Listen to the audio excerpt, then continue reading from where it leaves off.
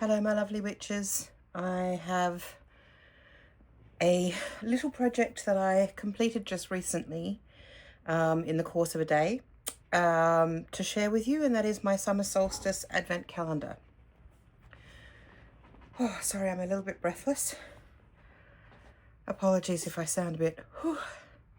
So this is a little project that was inspired by... Initially, I had been wanting for ages and had been on my list to create a book that was a sort of tuck spot book as an accordion sort of book. And I had been waiting for the right project for that. And then I saw on Molly Roberts' Patreon, she created an advent calendar with sort of themes for the Yule season as sort of meditations. And she did lots of little tucks and cards and things in her book. And I sort of thought, combining these two concepts, I would create a summer solstice advent calendar. So if you're new here, welcome. You may be thinking, why a summer solstice advent calendar at this time of year if you are in the Northern Hemisphere?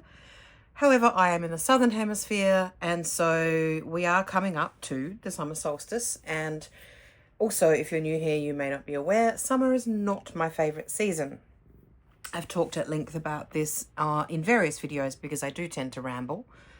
But I thought to create a summer solstice advent calendar with little reasons why summer is a season to enjoy would be perhaps a way for me to better embrace the season, because I do struggle with it. We've talked about it. So this is it. This is my it's a little accordion book. You may have seen it on my Instagram if you follow me over there, Corrigan the Crone. And I've just tied one side of it shut to keep it sort of neatly together when it's not in use, and added some little sort of solary charms to it. And then we have 21 days of reasons to enjoy summer. Summer salads for dinner is something I love, creating unique and different sort of salads as a whole dish. I tend to, I'm not a vegetarian, so most of my salads have some meat in them. Not all, but most. And then lots of just really beautiful fresh summer produce. Longer days, it's an obvious one, but I do enjoy the fact that we get more sunlight, and, you know, at the end of a working day, it's not dark, and I can, if I want to, do things outside or things that require a bit more light. Number 3, picnics. This isn't something I do very often, but I do love a picnic. Now, it's a stretch to put this one into summer because for a lot of the summer it's actually too hot for a picnic. However, we do get cooler days. We do get days in the sort of low to mid 20s, and they are perfect for picnics, or even just, you know, sitting outside for a meal. Occasionally I'll have breakfast outside because it's usually not quite as hot first thing in the morning if I want to have that sort of picnic feel. So picnics are a good thing. And then we have yabby season. You may, if you're not Australian, you may not know what a yabby is. It's essentially a freshwater crayfish. Native to Australia. They are so good. Oh my God. They're very delicate and sweet, and they're just delicious. So when I was a child, we would go on holidays on a houseboat up the River Murray. And the River Murray is chock full of freshwater shrimp and yabbies. And we would always catch them. We would, us kids, we would go with another family, and so there were the 4 kids, and we would always sit there and spend hours peeling shrimp and peeling yabbies. And then Dad would be the one that would cook them. Mum didn't eat seafood. She's basically allergic to seafood or intolerant to seafood and can't stand it. So she never had them. So Dad always did the cooking of the yabbies and the shrimp. And he would do, yabby omelettes for breakfast. They were just incredible. Or he'd do potted shrimp, just so good. So, or garlic yabbies on the barbecue. So I grew up with an absolute love of yabbies. And then for 8 years, I lived on a property in the middle of a vineyard where there were 3 dams, one of which was chock full of yabbies. And so when I had the time, because it's not something that is a quick process, you've got to put your nets in. Traditionally, you'd put your nets in at dusk, which obviously in the summertime is sort of later in the evening. And then you'd have to get up before light and pull up your nets and catch your yabbies. And then you would spend hours cooking and cleaning them. And it was worth every second. So I used to do that from time to time. It's very much, yabbies are very much a sort of late spring, summer, early autumn creature. They seem to hibernate, I think. And so that's, it's a very long-winded explanation of yabby season, but it's important to me. Sadly, I no longer have easy access to be able to catch yabbies. I also no longer have the nets or anything because my parents have gone into care, and they were Dad's nets.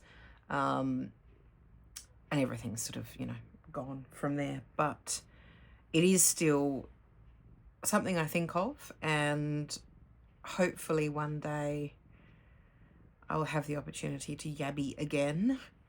They're not really something that you see very often in a fishmonger. Mostly, I think, because it's the restaurant trade that utilise them, if anything.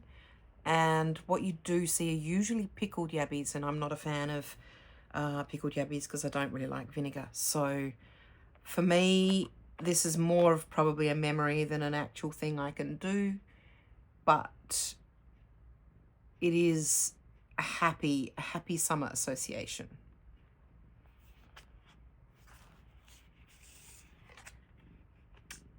The scent of a neighbour's barbecue on a weekend.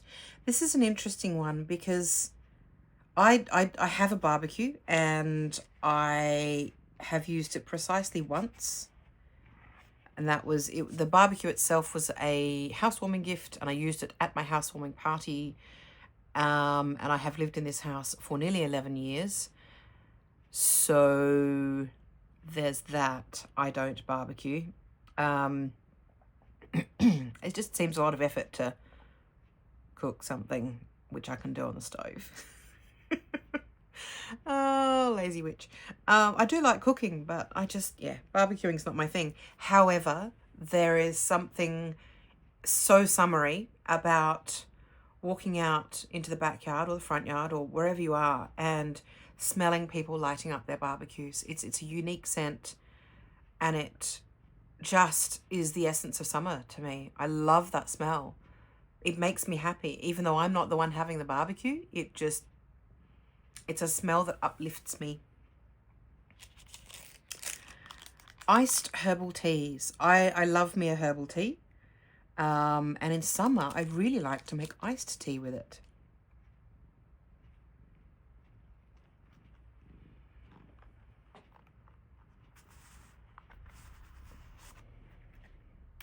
Vibrant flowers in the garden. I mean, this is true. Even in my garden, I get some good nasturtiums and geraniums and agapanthus coming up, lavender perhaps. The plumbago comes into flower, and I get some roses, although that's usually spring. They're usually sort of pretty much over by the time summer hits, but vibrant flowers, and even just walking around the district, if I can manage a walk, seeing other people's gardens come in to blossom is a really lovely part of summer. Ice cream on a hot day. I don't eat ice cream much. I'm not a massive fan of the ice cream, but on a really hot day, there is something so pleasurable about having ice cream. Love it.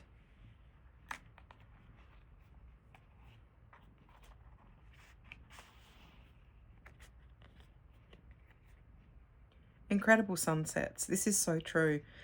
The summer sunsets are somehow just more vibrant. They're more pink, more orange, more everything than at other times of the year. The smell of sunshine. There is something about the scent of a summer's day. Not necessarily a really hot summer's day. That can be, for me, an unpleasant association because I don't like that heat.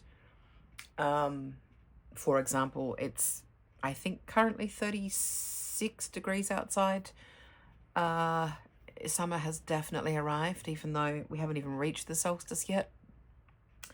But the smell of a warm summer's day as opposed to a hot summer's day, and they smell different. I don't know how that is, but they do, is just a lovely uplifting scent. Scent memory and sense memory. Scent is one of the most memory triggering of our senses, and it's so powerful. And I think it can really change, scent can really change a mood. That's sort of proven through aromatherapy. But the scent of the season, that's when you know what the season is, whether it's a really crisp scent of winter or it's that sort of earthy maybe scent of autumn. That first scent of spring is just, I don't know. All of these are so powerful. The smells of the season. So the smell for me of summer is that smell of a warm day, that sunshine. You can sort of smell the warmth in the air. I don't know if anyone else feels that. It might be my synesthesia. Ha. So gin and toads on the back veranda. I love a gin and tonic. I really do. But for me, it's very much a summer thing.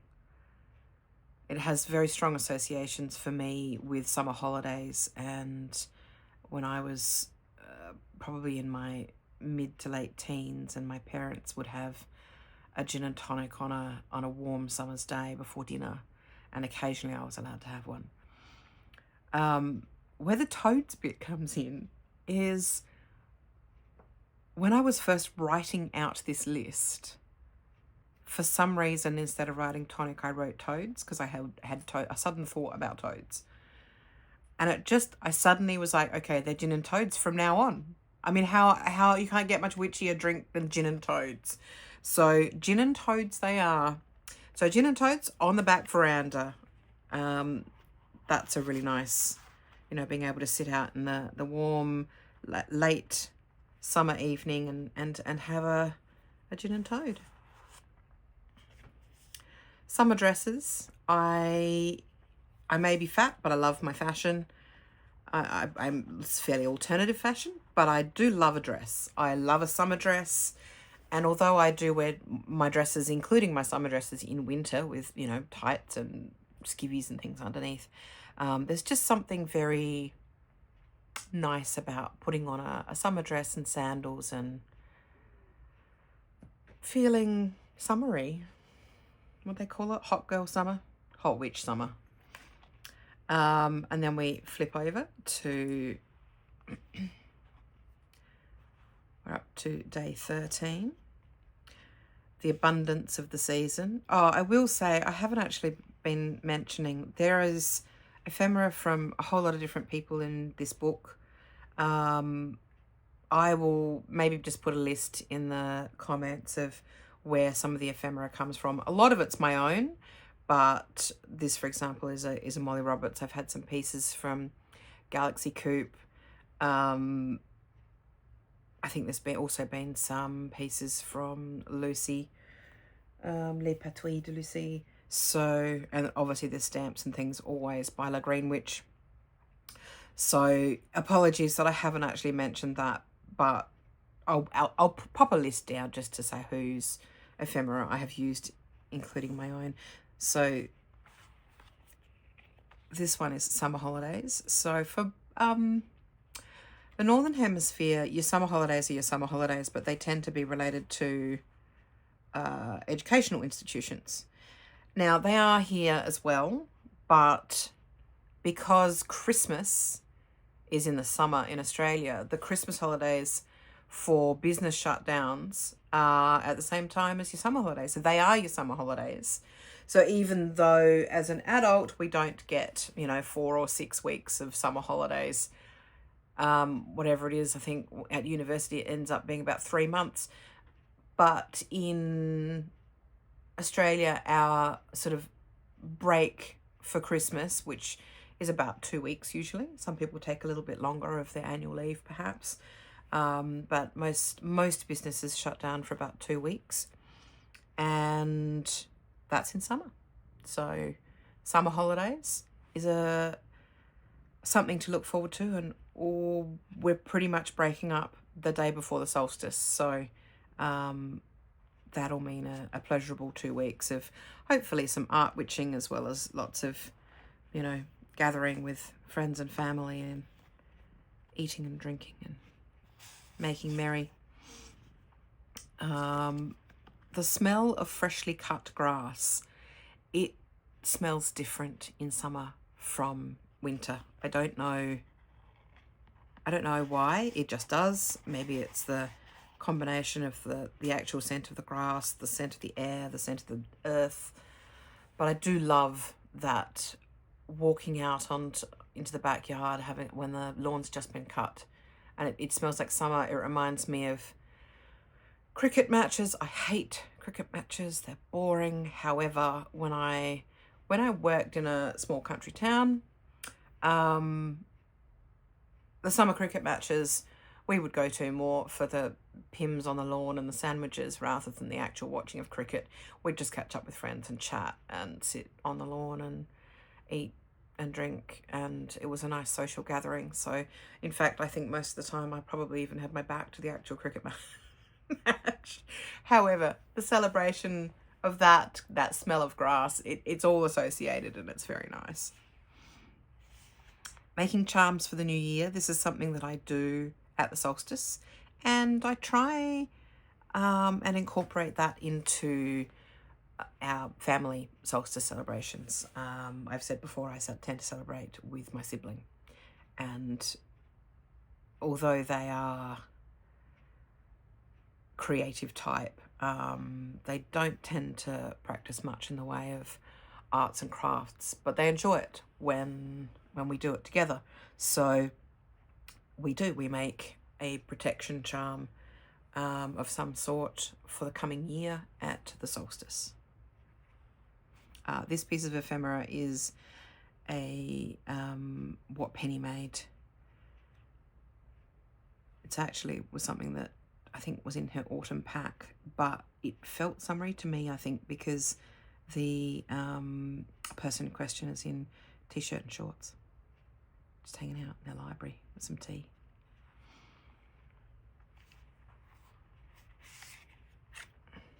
Oh, basil and tomatoes. Oh, it's such a beautiful combination. Are there any two things that go better together than basil and tomatoes? I certainly think it's up there as sort of very, very top of my list. Vintage, yes. The grape harvest and winemaking. As I mentioned before, I lived in the middle of a vineyard, and I worked for 16 years in the wine industry in South Australia and a small portion of it in Victoria here in Australia. And my whole family has been involved in the wine industry for a long time.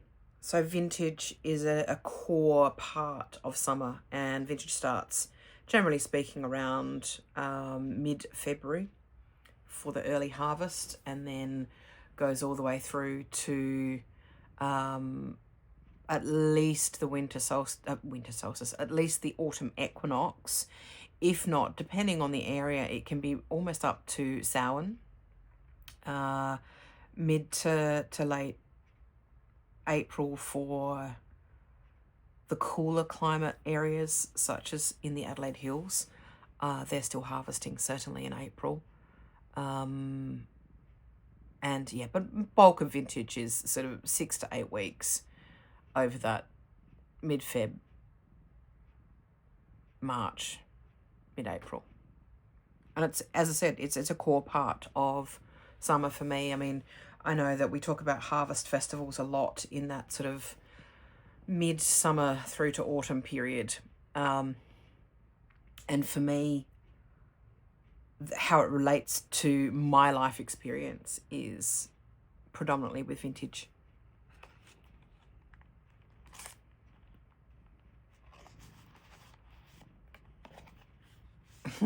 Milkshakes.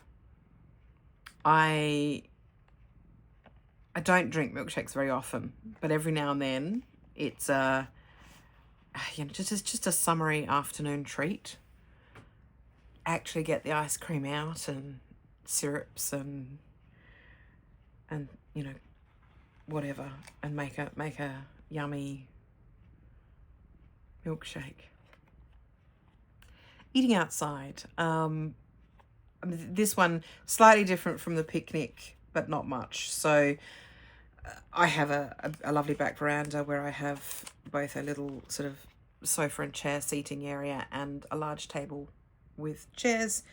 So eating outside under my veranda is really nice. If it's too hot, because the veranda has a corrugated plastic roof, it can be a little bit like a greenhouse, even though, you know, it has open sides, so you should get a breeze if there is one. But sometimes the north wind is just like an oven. It's like a fan-forced oven. It's just hot and horrible. However, when it's not, eating outside is really nice. And often eating outside at night time can be quite pleasant if the temperature drops enough after dark. It's quite nice to eat outside. Is this it? Yeah. We're up to the end. Sharing gifts for the solstice. So, as I said before, summer solstice is the same as the Christmas period here in Australia, and where you would traditionally share gifts at Yule, because of the cultural influence, secular cultural influence of sharing gifts at Christmas. For me, we share gifts at the summer solstice. So, as I said, mostly it's just my family, which these days means pretty much just my sibling. But I do share a gift here or there with other friends, and therefore, summertime, gift sharing for the solstice. So that's it. That is the little summer solstice advent calendar. I really hope you enjoyed this video. And I know I went on a lot of rambles, but I hope you enjoyed those too.